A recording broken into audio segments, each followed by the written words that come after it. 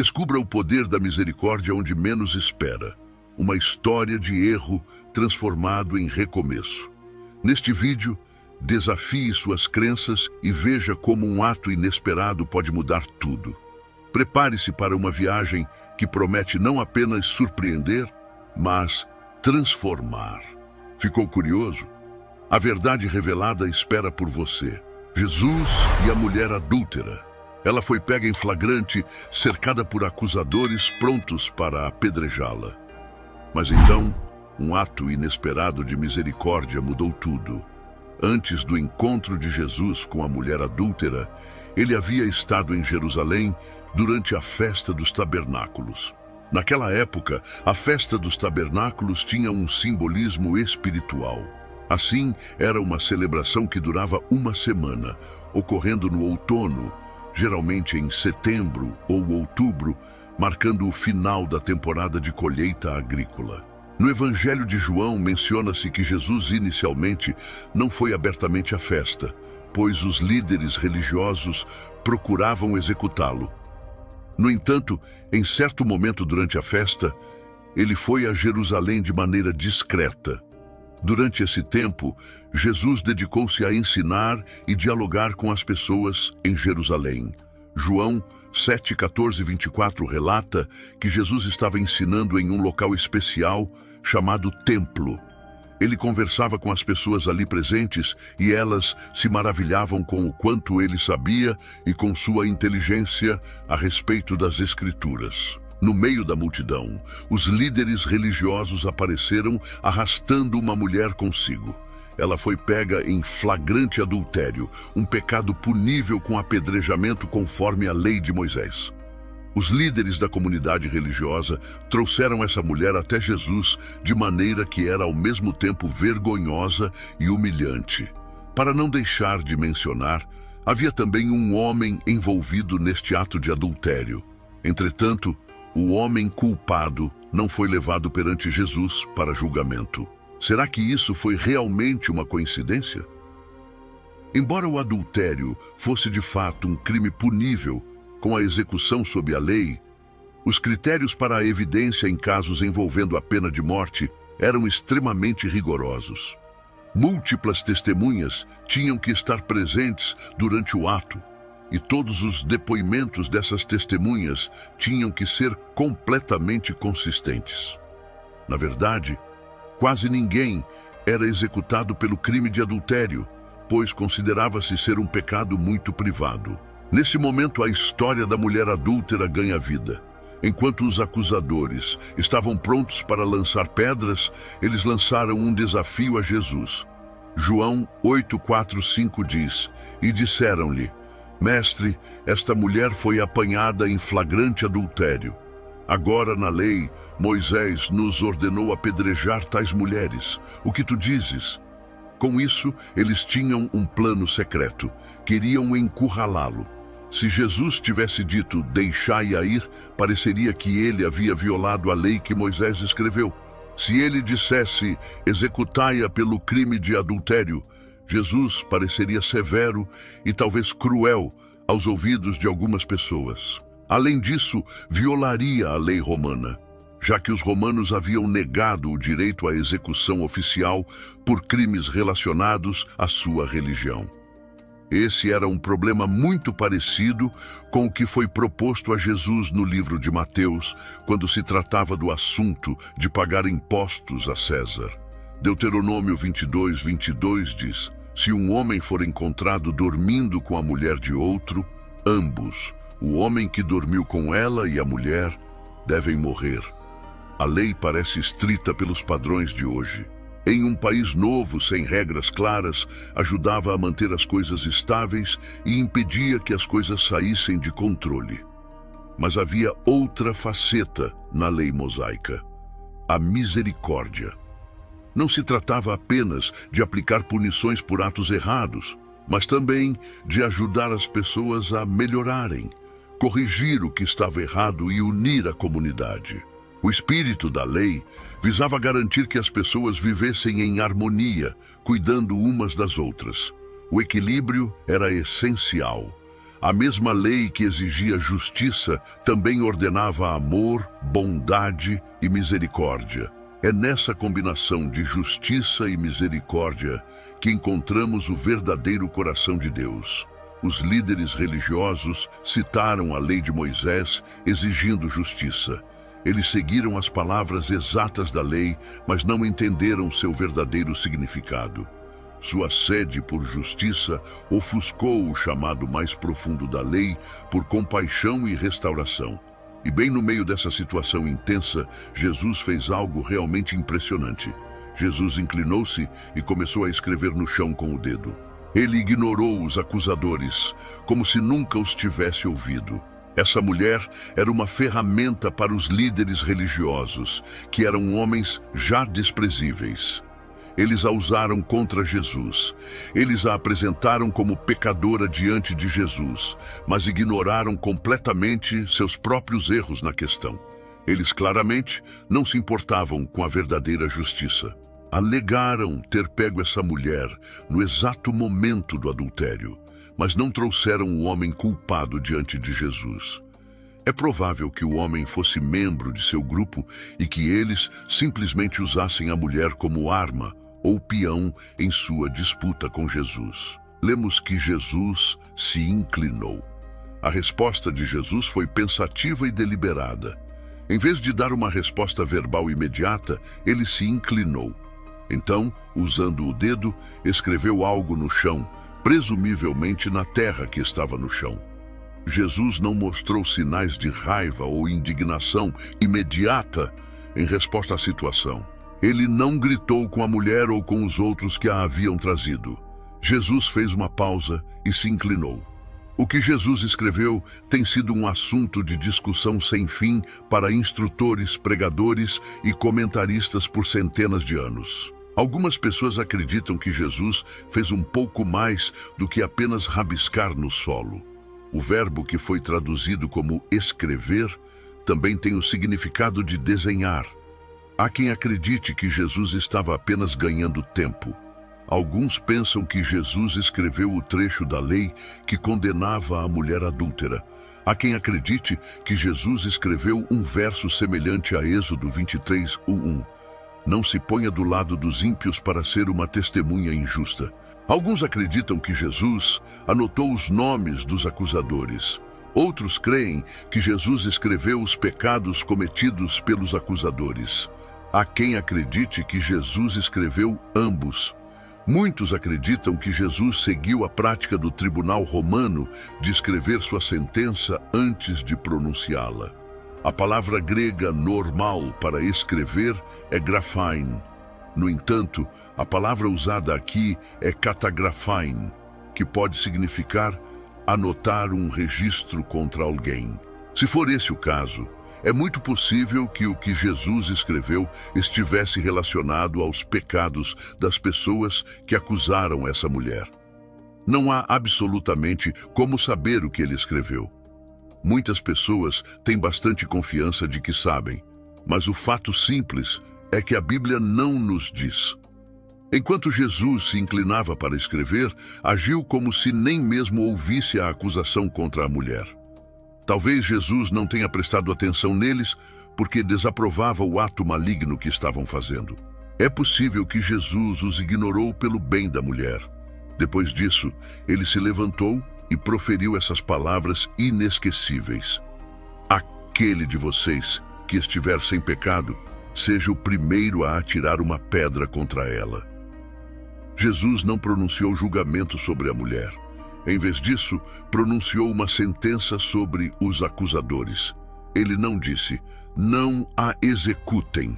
Simplesmente instou que a justiça fosse realizada de maneira honesta e íntegra.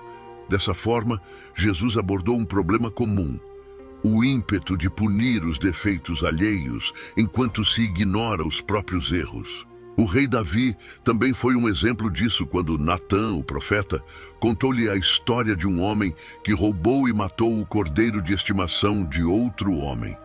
Se formos analisar os pecados dos outros, devemos estar cientes de que também pecamos.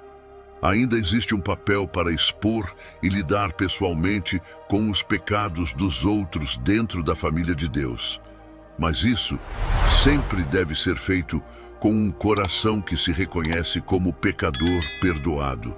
Confrontar o pecado deve ser feito mais frequentemente com lágrimas e um coração partido do que com raiva e julgamento, se for para ser feito corretamente. Novamente, ele se inclinou e escreveu no chão. Jesus pareceu fazer tudo ao seu alcance para acalmar a excitação e a tensão no local, provavelmente preocupado com a dignidade e a segurança da mulher.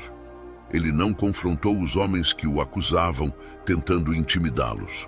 Jesus fez o possível nesta circunstância para diminuir a tensão, não aumentá-la.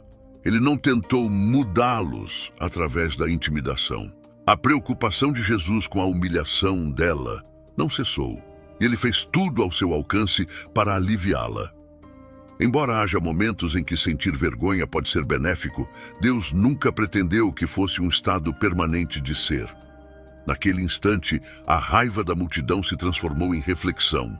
Um a um, começando pelos mais velhos, eles largaram suas pedras e se afastaram. Confrontados com suas próprias imperfeições, eles não puderam julgar. Eles foram convencidos pelo que ouviram de Jesus. Aparentemente não foi o que Jesus escreveu, embora isso possa ter contribuído. O que Jesus disse, mais do que qualquer outra coisa, foi o que causou turbulência interior. O fato de esses homens ainda terem uma consciência funcional diz muito sobre eles. Eles não eram insensíveis, agora viam seus próprios defeitos mais claramente do que os da mulher. Eles se afastaram como uma procissão. Continuaram saindo. A mulher ficou sozinha com Jesus, esperando descobrir o que aconteceria com ela. Mas em vez de ser punida, recebeu bondade e perdão.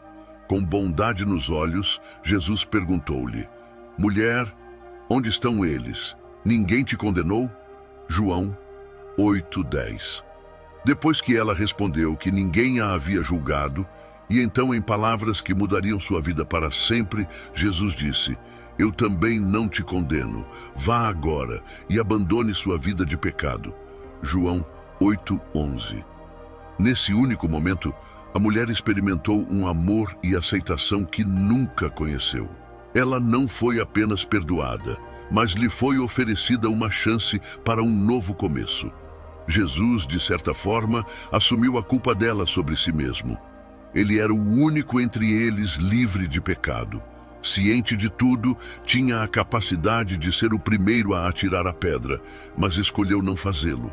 A mulher encontrou refúgio na conexão com Jesus. Eles se acostumaram com a pressa que vinha ao exercer sua capacidade de condenar. Jesus conhecia a emoção de exercer o poder de perdoar. Jesus a enviou embora com um chamado para parar de pecar. Ele a enviou sem jamais condenar ou aceitar o pecado dela. Jesus fez várias coisas com essas poderosas palavras. Ele reconheceu que o que a mulher tinha feito era pecado, pois ele lhe disse para parar de pecar. Ele lhe deu esperança de que sua vida poderia continuar livre do pecado. A mulher precisava de esperança, pois as consequências de seu pecado seriam severas o suficiente. Se ela já era casada ou estava comprometida, seria deserdada por sua comunidade e presumivelmente rejeitada por seu marido. A história da mulher que cometeu adultério é significativa em diferentes tempos e lugares. Isso mostra quão incrivelmente bondoso e perdoador Jesus é, e um lembrete de que ninguém está além da necessidade de ser salvo de uma situação difícil ou ruim, e que a bondade e empatia podem transformar corações. Ao longo da Bíblia, encontramos muitos que foram rejeitados, pecadores e esquecidos. No entanto, eles se encontraram com a misericórdia incansável de Deus e se tornaram seguidores apaixonados de Cristo.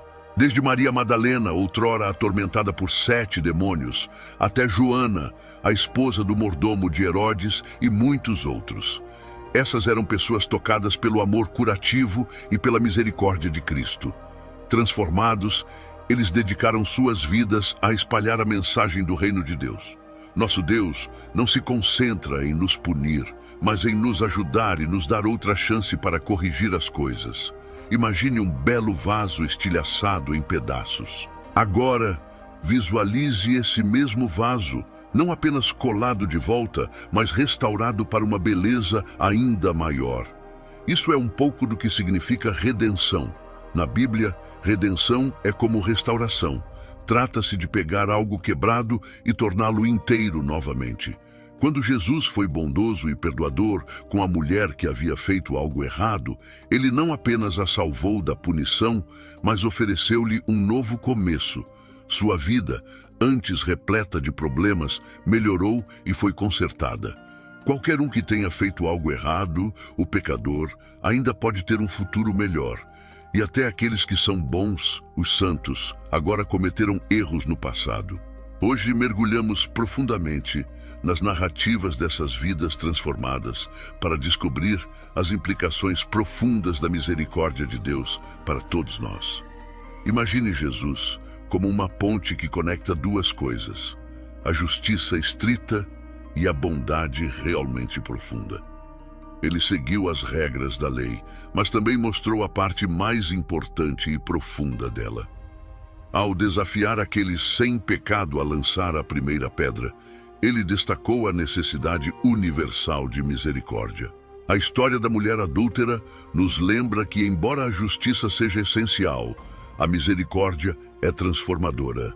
A lei mosaica não era apenas sobre seguir regras, mas entender seu propósito mais profundo para guiar a humanidade em direção ao amor, à justiça e à redenção. A história da mulher adúltera encontrada em João 8:3-12 é mais do que apenas um conto de misericórdia. É uma poderosa revelação do caráter de Deus e um desafio às normas sociais. Todos pecaram e estão destituídos da glória de Deus. Romanos 3:23. Esse versículo específico explica que toda pessoa cometeu erros e não é perfeita aos olhos de Deus. Toda pessoa, independentemente de quem seja ou de onde venha, cometeu erros ou falhou.